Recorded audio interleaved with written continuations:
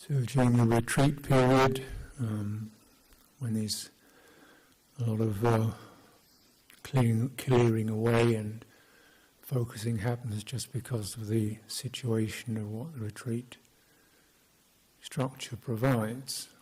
It's a kind of renunciant experience. It means we just put aside things that aren't really, we've created a situation where we can deliberately put aside functions and duties and so forth, and conversations and so on. So that kind of quality of relinquishment leads to, that's one of the features of retreat, isn't it? And see the benefit of that. It's a conscious value one experiences in it. So it's not just sort of imposed straitjacket, the conscious valuing. Buddha recommends this quality of clearing away, relinquishment, renunciation. What are the benefits or the drawbacks if it's not there? A lot of data come in that need to be dealt with, and maybe that weighs against their ability to establish or reset or clarify a centre, to concentrate, to be concentrated.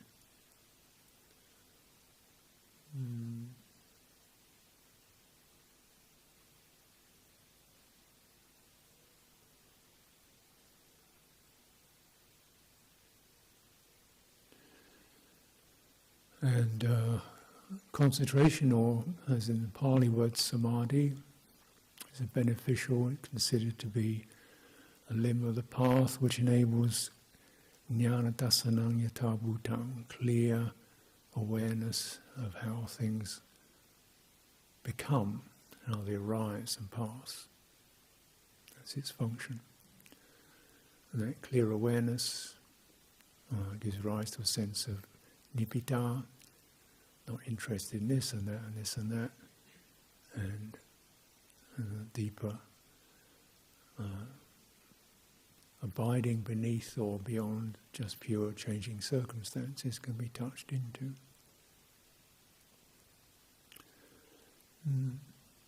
This feature of, and this all occurs within citta, within the heart, within a heart where awareness is seeded, reflective.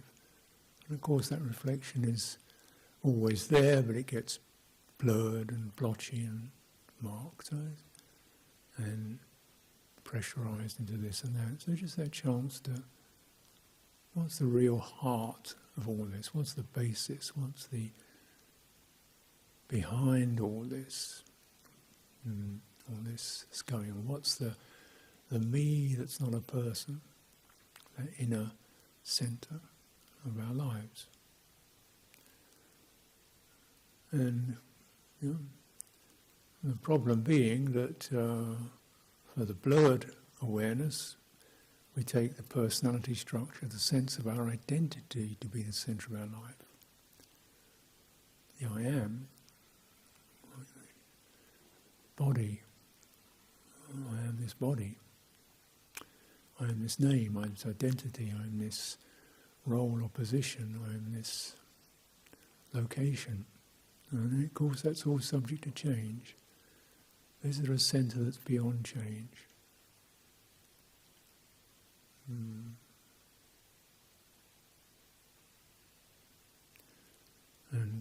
this is explained, the citta, liberated from all grasping, this is deathlessness. Doesn't carry the sign of passing away, decay, degeneration. It's steady. Doesn't carry the sign of death, endings, steady. Things arise and pass through that, but it doesn't arise and pass.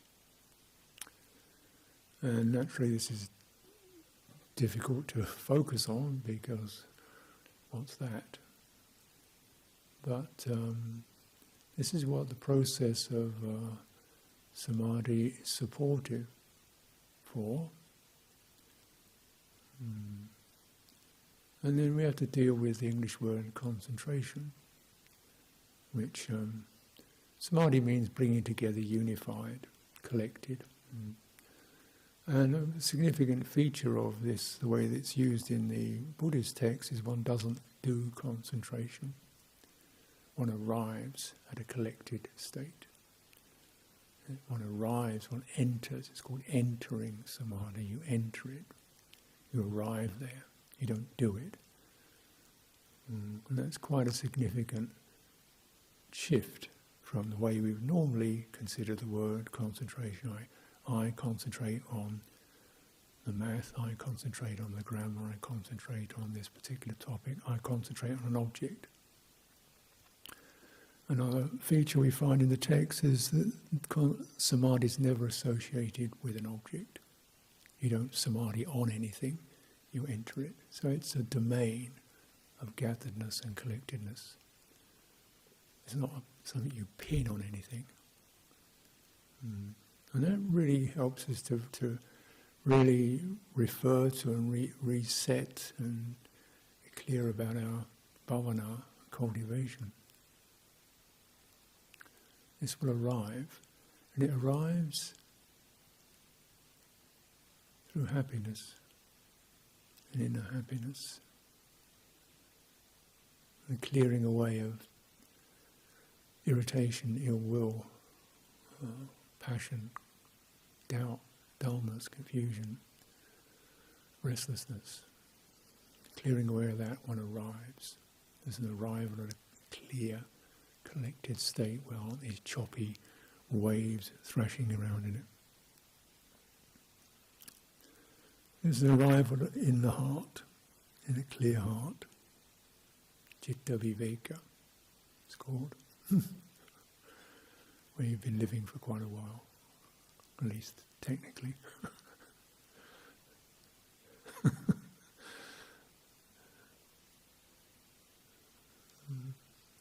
The heart removed from defilements. Now there is something that approximates the concentration in the English word. It's called mindfulness, which is a sort of fixing function. But again, it's a kind of flexible, and as you bear something in mind. Mindfulness is defined in the text as one is mindful and is able to recollect things that were said and done long ago. Something can bring it up and ponder it. It's that ability to retain an impression in a kind of clear way.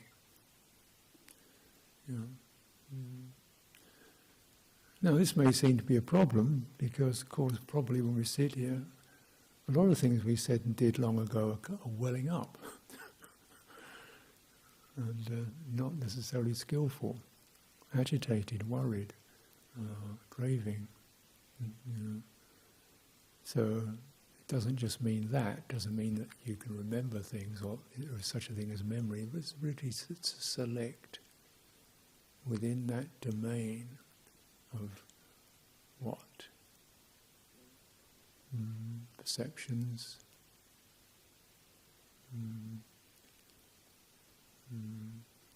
felt experiences, experiences that touch the heart. Why can you remember them long ago? Because they meant something to you. The ones that didn't mean anything to, you can't remember. If you reflect upon your life, you remember probably 5% of it. If you really looked at it literally every moment, every day, you didn't remember cleaning your teeth, you didn't remember washing up, you remembered that argument, you remembered that interesting piece of music, you remembered that wonderful meeting, you remember things that struck you.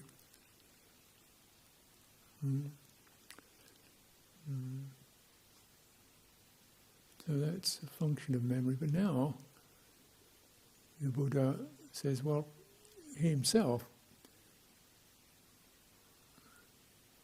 didn't establish mindfulness.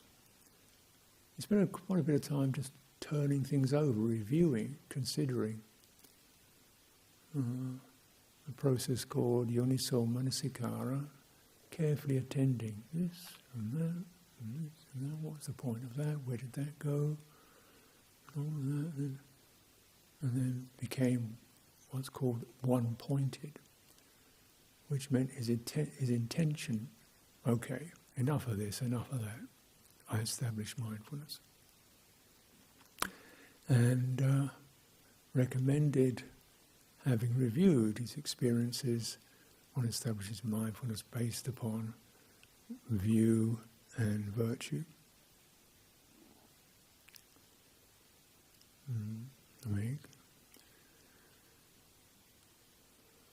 View, things arise and pass. Things give rise to skillful states, things give rise to unskillful states. Some experiences take us into stress, some cause the release of it. There is good, there is skillful deeds, there's a result, beautiful result of that. One has this kind of frame of reference. So when you're mindful, you're, okay, that one no, that one no, that one worth lingering with. One's view is straight, one's virtue is purified, one establishes mindfulness in three ways: internally, externally, and both.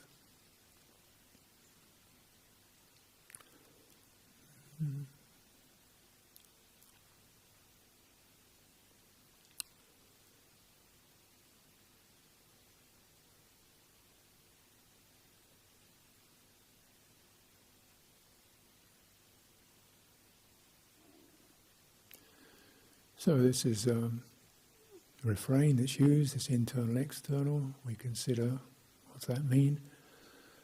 And so we say, okay, this happened, she said that. Well, that's an external. This happened to me. Came to me, that painful feeling came to me. And then externally, within me, these disturbing feelings were aroused internally.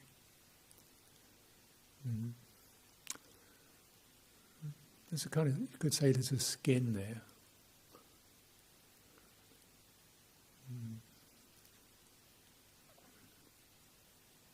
Or even suddenly a memory dropped onto my mind, ping, and then it's disturbed by that. So it doesn't mean just necessarily physical location, but the sense something happened to me and something arose within me.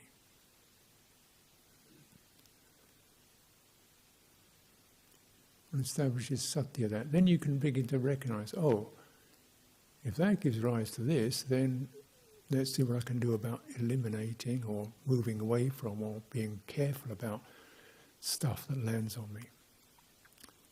Not just then the ones I can, not necessarily what other people do and say, but what I bring to my attention. If I keep bringing that memory, that idea, that passion, that irritation to my mind, it gets stirred. Internally, it stirs up.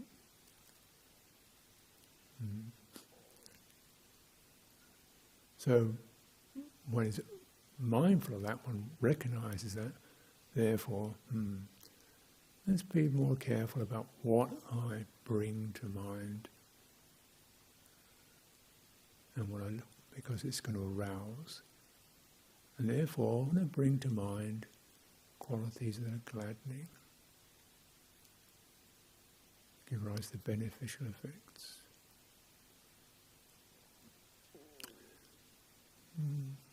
And there's a trajectory with that. Very simply, this is kind of an awakening trajectory. one brings to mind that which one has faith in. Gladness is born. One feels gladdened as a refuge. Something that I feel a bit more centered because something, now that's at the center of my life. That which I have faith in, I take refuge in. That becomes a center of some kind. One's gladdened. Naturally, it arises. And the Buddha says you don't have to make an extra effort, just keep returning to that and it will kindle that quality of gladness. When one is gladdened, something in your mental domain begins to ease up and you can be aware of your body internally. Body's energy system settles down. You can actually go in there.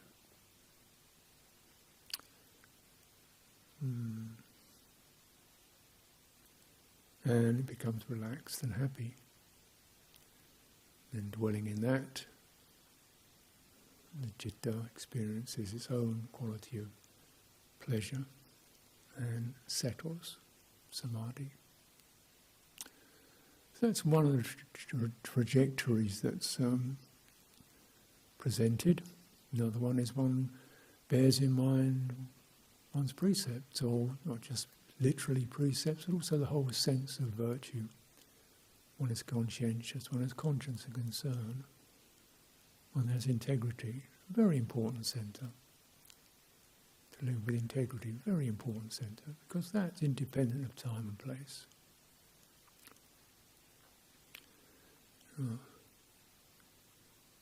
You can locate yourself in that, and it's portable, and it's, if you cultivate it, it goes everywhere, and it gives you a centering. And it's gladdening, because you're free from remorse, free from deceit, free from trying to hide things, free from the rather manipulative qualities, or deceitfulness, or carelessness, or cutting corners. Conscientious gives clear clarity and gladness. You linger in it. Mindful, you linger in it. You bear it in mind, you linger in that quality. Give you a centre.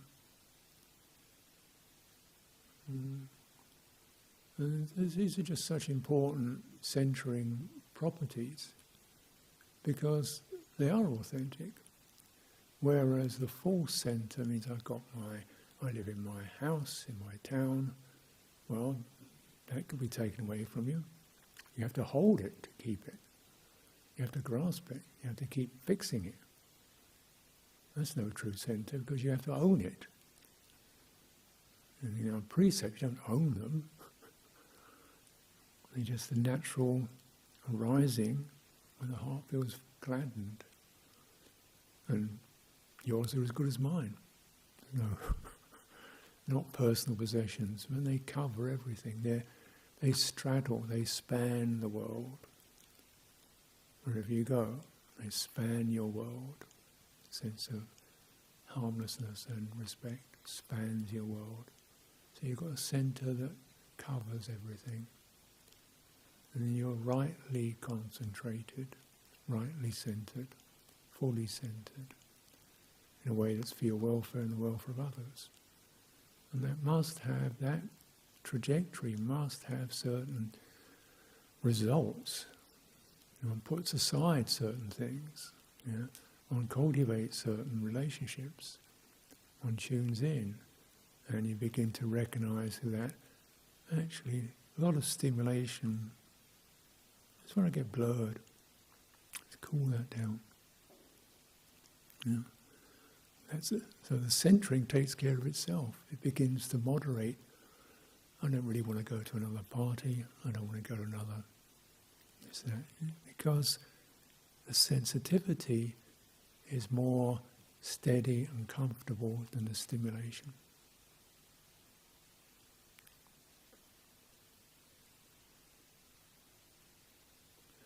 And this brings to mind another very important one. To my mind, it's important. hinge point around what's called Vedana, feeling, or I've translated it sometimes as sensitivity, from which pleasant and unpleasant feeling can arise, or even neutral, so what can arise, sensitivity. And it's one of those hinge points, because if you grasp at Vedana, you get tanha, craving. Just give me the pleasure. Give me the pleasure. Fight with the displeasure.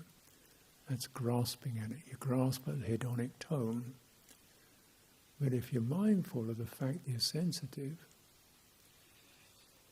then you let the feeling, pleasure, displeasure, vibrate, move through. You keep your sensitivity, you don't grab the feeling. Vedana. Vedana, if you've heard of the Indian Vedas, which were the great treatises of knowing, sacred law, Vedana is associated with that. It's that which enables one to have knowledge. This kind of knowledge, heart knowledge. The Vedas were considered the aspects of the sacred, and one can enter with properly tuned processes. And Vedana derives from that. It means that property which allows one to tune into true knowledge. So knowledge, vidya, same root. But and we see in that what's called the stages of practice or truth. You have pariyatti, study, patipatti, thoroughly entering into it, and pativedi, thoroughly veding it, sensing it. So it's that sensing experience that's being referred to, the ability to be sensitive to qualities. And we see again, looking in the Anapanasati Sutta, thoroughly patisangvedi, the entire body, thoroughly sensing, so that knowledge can arise. This isn't conceptual knowledge, this is pajanati, direct knowledge associated with what touches the heart. And concepts don't go there directly. They only go there when they establish perception. So if somebody gives me a line of text, but what goes into the heart is, what does that mean? How does it sound? Is it inspiring? Not is it information, but what does it mean? The meaning, the perception touches the heart. One is aroused, one is fearful, one is angry, one is joyful. Depending on the sanya, which is felt. So with contact in the citta is associated with feeling or sensitivity and perception. Then the citta is touched. And then it starts to formulate, sankhara, activate, skillfully or unskillfully. That process then has to be held carefully, so that we're tuning into the kind of sensitivities that will be supportive for liberation, for really feeling the stress of unwholesome conditions and distaste for them, and feeling the gladness, wholesome conditions, and lingering in it, absorbing it. This is the filtering process whereby one enters, citta enters its samadhi, its collectedness.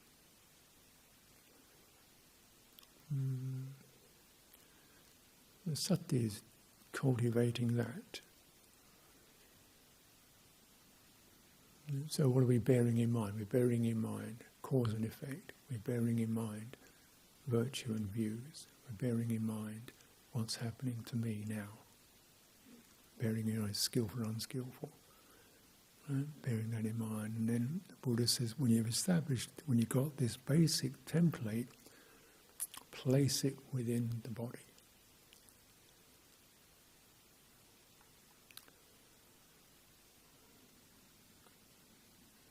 Place that sensing, filtering, assessing, bearing in mind process in the body. We look in the Satipatthana teachings and it says when walking, standing, sitting, leaning, moving around, chewing, breathing in and out, one is mindful of body. So again, this is really not locational, well, it's broadly locational, the body. Not a particular point in the body, but the body. In fact, if you can't walk if you're focused on a sensation in your toe. You've got to get the whole thing to swing together, haven't you? And sometimes it's actually rather distressing to see people actually practicing mindfulness where they do something like that. They're so focused on their feet they can't hardly walk. It gets kind of rigid, robotic, kind of intense. And there's nothing in the suttas that validates that. But we so get the sense you have to be mindful of a point will go against what is natural and embodied to apply an idea of mindfulness. And there's no backing for it. Apart from the sense is, my head is the thing I trust, therefore I can do this kind of attention with my head faculty, which is data-oriented, conceptually orientated, where you can focus down on a particular word or an equation and get pretty sharp definitions there. The idea of that is you eliminate everything else apart from that one theme and you fixate on it.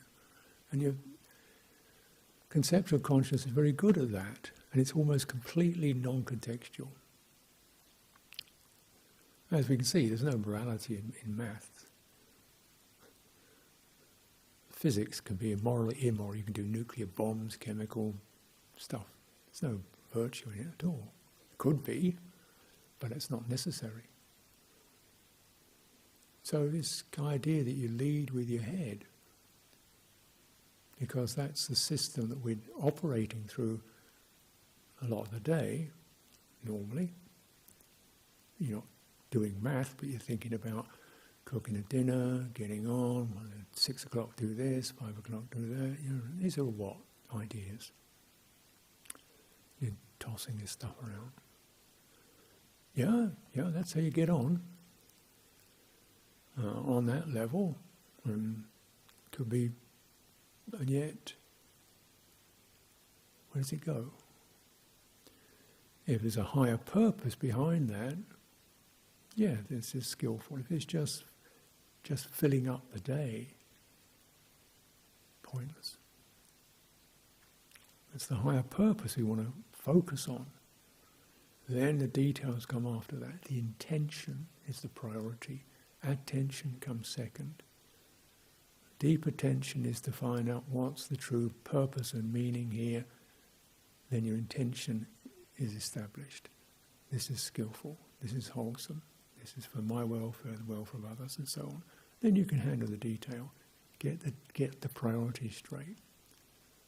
And when there isn't a lot of detail to conceptual detail to have to deal with, then okay, let's just dwell in this, because there's something particular about the body that concepts don't have. One fundamental thing is it's responsive, it feels, it's sensitive, it's animated. It's not it's animated. It means if you touch it, it knows it. And it responds. It responds to not just physical touch, but even things like verbal threat, it responds. It gets the meaning and it responds. Signs of welcoming, gladness and friendship, it gets that in response. It's deeply responsive, not just to physical contact, but to what comes in to the citta, what comes into the heart. We feel gloomy, depressed, because we picked up meanings that were distressing, saddening, and we got overwhelmed with it. The citta has a skin. Be careful what you place on it, because that perceptions and feelings go right through that boundary, saturate. That's this beauty. It's very vulnerable, because the citta is fundamentally open. On a very fundamental level, it's like an open mouth. Everything can get tipped in there. Therefore, one must establish mindfulness to say, no, filter, no, just this is, stay here, stay with it, this is going to do you harm. Externally, things that arouse the citta in unwholesome ways, just turn your attention away from it. Things that give rise to happiness and gladness in a skillful way, turn towards that. And why dwell in the body then? Because the body's energy system, its internal sense, has got a tremendous resonant power, as we recognise. Something upsetting can leave you feeling quite shaky for half a day or more. Grief can leave you feeling shattered and woozy for a year. Bereavement. People die of broken hearts. It's that resonant. The action has passed. The divorce is over. Whatever. And yet, the loss, the death, that happened 3 years ago and you're still feeling pretty. Yeah. So it's deeply resonant. And those resonances become you. You live in the states. Your centre becomes occupied by that. Now, it can have distressing effects, but also the benefit is that something can be really firmed up in that, whereby the resonances keep sensing ease, gladness, steadiness, no hindrance, ease, steady, comfortable in this. So using the body to both as a boundary marker, just stay within this experience, where you have some degree of say over what you're going to contact. You can't have much say whether it's going to rain or not, of course, or whether something falls on you, but you can have some say over the internal disposition, the energies of the body. You can learn to steady it, calm it. You can learn to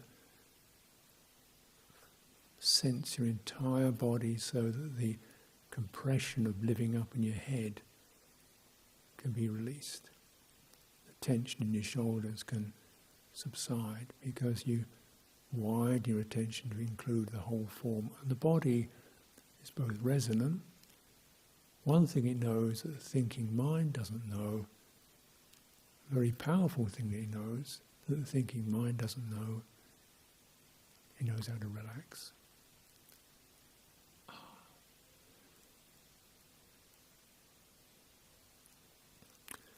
Which is not just about being sleepy, is it? You can feel activated, we fire up, we're aroused, we're going to do something, we stop doing it, sit down, switch, something pretty automatically switches off and come back to rest state. Body does that. Thinking mind can go rattling on with that same issue for another day. And, right? Some of these things have been rattling on for quite a while. It doesn't know how to switch off.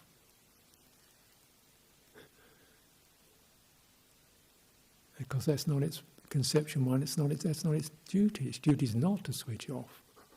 Its duty is to keep formulating, organising things. Where does the switch off come? The off button. Trying to find it in your head isn't going to happen. Only by fighting with self, suppressing it comes in a certain sense of embodied relief, relaxing, resting, which means you've got to take those signals of stress, sense them, how they're affecting your body, catch hold of the sign of embodied ease, widen your awareness to include the whole body so it's not constricted or compressed. Breathing out, just holding that in mind,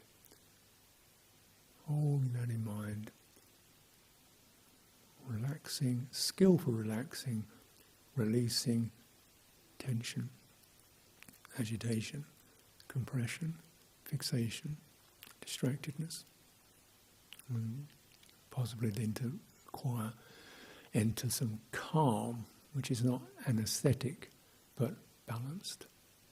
The body by itself seeks that balance. That's one of its primary duties.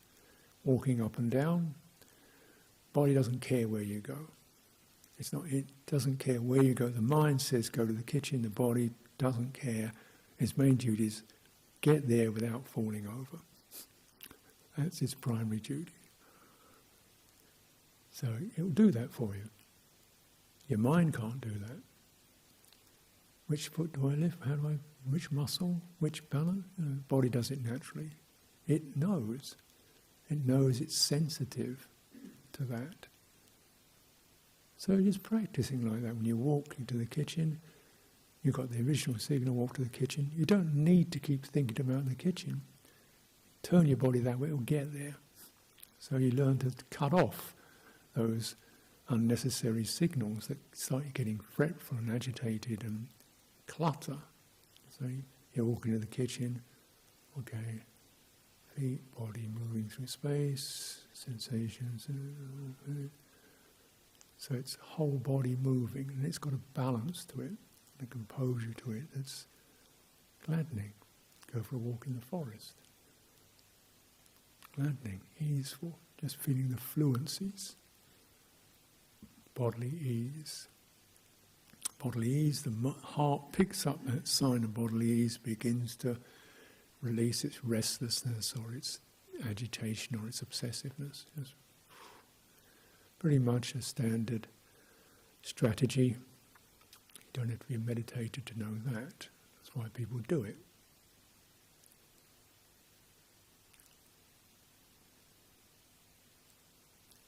So we're shifting the purpose from get to somewhere else that I'm not, physically, even psychologically. Not get to this other state that I need to be in, get to samadhi as quickly as possible. That get to is a conceptual movement. Right? Yeah? What happened? You conceived, and it was a movement driven conceptually. Therefore, you're leading with your head again. No, if you do the right practice, you'll arrive there. You start walking to the kitchen, you'll arrive there. You don't need to keep thinking, kitchen, how fast, how long, which way do you get to get to the kitchen? How many steps is it going to take? 15, 25? Who's got longer legs? I'm too short, my legs are too short, I can't possibly do it. You know, just walk. And enjoy. Deepen into it. This is how one cultivates, so that bearing just the simplicity of the body in mind, its vibrant, resonant nature, its ability to maintain balance, relax what isn't necessary, and focus on what is necessary for this movement, walking. Internally, internal walking, you can sense those. And when you're walking, perhaps your energy picks up and changes. Walking so you open your entire body to it. You're not just letting your feet do it, you're letting your hips move, keep your upper body open, don't compress anything, just really open to whole body walking. Nothing in the scriptures says you do anything else.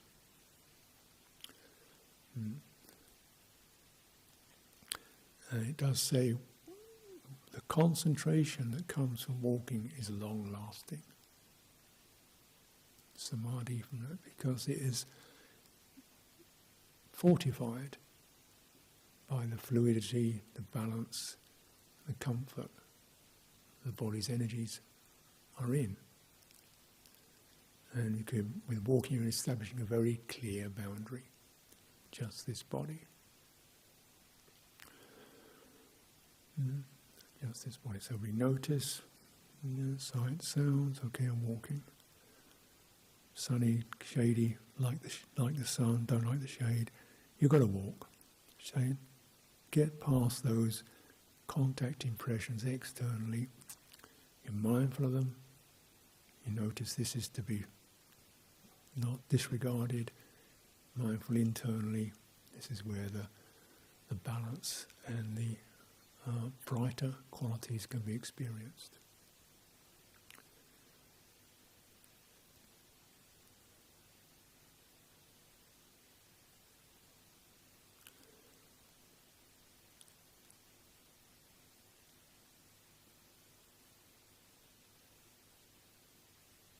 Boundary keeping. We have a boundary. Boundary is flexible. Boundary depends on the centre depends on the boundary. If you have no boundaries, you get no centre, you're just scrambled. Right?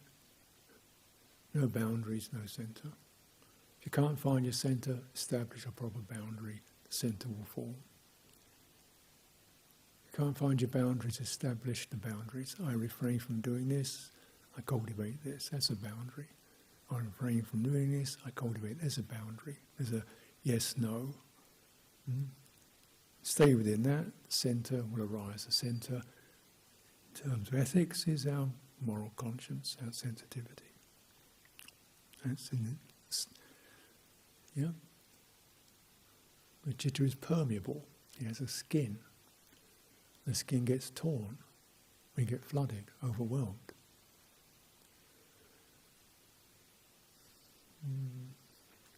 Or what happens, as is presented when the Buddha talks about sati in referring to citta. Citta senses this experience affected by love or by hate. And then these are the effects that run through it. And then he says the citta contracted or uncontracted, scattered or not scattered. It means when the citta is getting so flooded, you can't manage, it just contracts. The skin tightens around it. We just become hardened, insensitive, can't manage. Citta contracts, it shrinks. And with that shrinking as a defense mechanism to what we can't cope with, we lose our balance and sensitivity. Neurotic. Can't manage. Or distracted, completely scattered. Citta breaks, loses its skin altogether, we fall apart. People have breakdowns, psychotic splits, bits of the citta just fall apart because there's no proper boundary. You don't know what's internal and external. You're hearing voices in your head, think it's somebody else out there. The boundary's gone. Psychosis.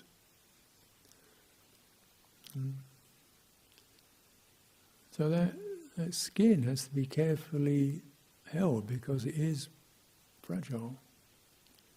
Held with kindness, held moral sensitivity, held within a safe medium such as your breathing,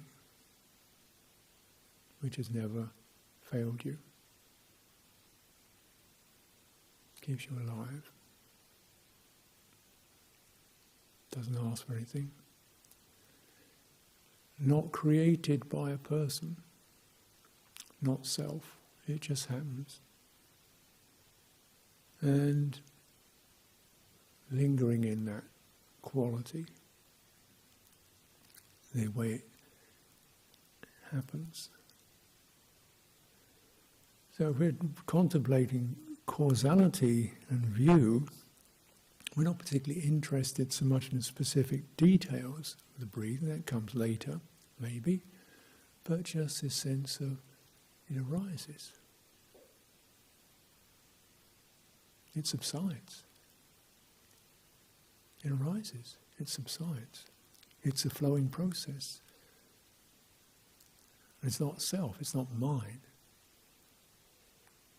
It's given. And here it is again. And it's doing this thing, and I'm recognizing the effects. And I'm breathing in, I get a sense of something brightening. Breathing out, I get something cooling, softening. Focusing on it, getting into that sense. One is mindful, breathing in, breathing out.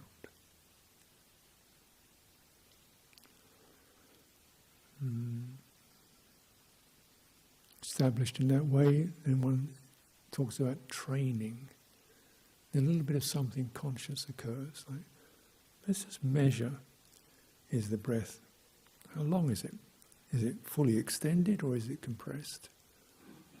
So taking that time to sense, don't cut it off, let's feel the entire process of what occurs with breathing in, brightening right up into your face, your skin,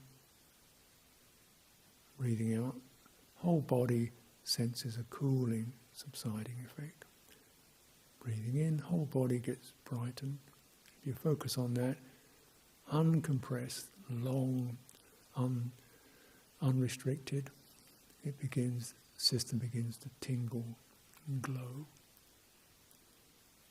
And then the breathing calms down, the rate of it, because now we're not using up energy in the scattered thoughts. Needless energy, the body just adjusts the breathing. Breathing becomes shorter, quieter, because you're not using much. You're fed. You get into a feedback loop where the natural animation of the body is feeding itself. It's not spinning out into stray thoughts. That center becomes much stronger. Training oneself, sensitive to the entire body, training oneself, soothing, calming the entire body internally. One trains oneself, relaxing, widening, softening within that field of energy. One trains oneself, experiencing joy, rapture. One trains oneself, experiencing ease, sukha. One trains oneself, sensing how the citta is activated. One trains oneself, calming the activations of the citta. One trains oneself. Citta activations, emotions, responses, all that stuff, acknowledging it, training oneself, soothing it. And all that through this embodied means. One is establishing a centre based on ethics, based on right view, based on the sense that if we give right input, we'll get right results. And if you contain it within this body, then you're getting the results are beginning to be extremely felt, strongly felt. The body feels. And now, instead of feeling delights of football or whatever, which are external meanings, you feel the happiness of containment within this. So your Vedana turns from topics associated with craving and running out into the sense fields, into topics associated with inspiration and gladness. You feel, you sense that. And that's the sense, that's the kind of patisangvedi, thorough sensitivity that one attunes to. Gladdening the mind, sensing the citta, gladdening the citta, steadying the citta, freeing the citta from its tendencies to get obsessive, distracted. One trains oneself. I mean, this is a process, isn't it? You know, you can rattle off the phrases pretty quick, but working through that, steadying through that, we're going to encounter not just, physical textures, but energies within this embodied form. Those energies for a long time have been used to stimulation. For a long time those energies have been used to aggressiveness, defensiveness, distractedness. Certain patterns have become established. It takes time to just keep acknowledging those and steadily soothing, clearing, breathing through them. And simply speaking, we put aside the topic, person who annoyed me, whatever. No, the person is just an idea now. The annoyance, that's there. What does that feel like? What does it need? Widen your attitudes. Whatever he or she did or didn't do, that's out there. Nothing I can do about that now. I can deal with this. This is the way one cultivates.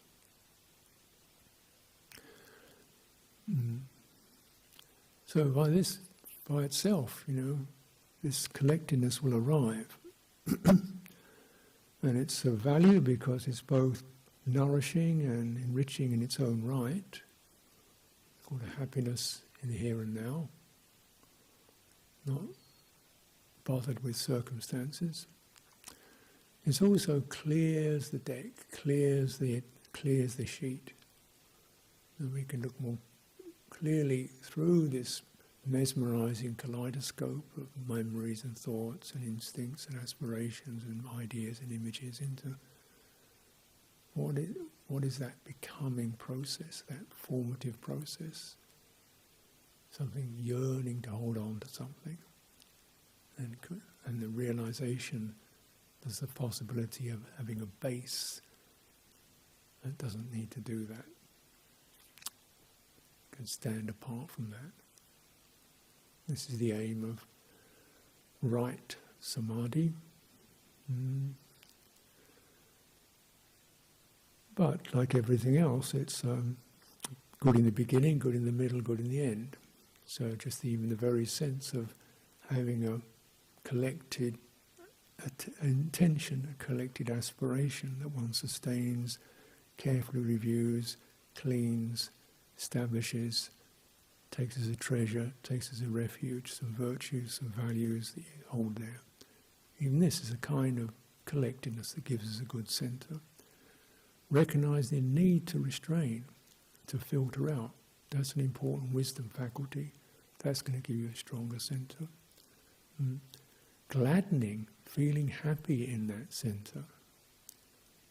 Enjoying it. Another very important cultivation to be developed, so that the citta doesn't just get the idea, but lingers in the felt meaning. The Vedana arises. We really feel it.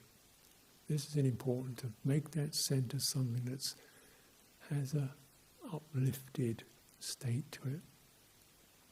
And these will all be of benefit to the deep cleaning of meditation, which is what it's about. Purification of citta, as the Buddha explained it, this ekayana, this one direct way of mindfulness for the purification of citta from the release of sorrow, lamentation, pain and despair. Nailed it. And for the realization of Nibbana. Therefore, let's keep our focus strong and clear through these changing forms. There is something to be centered in.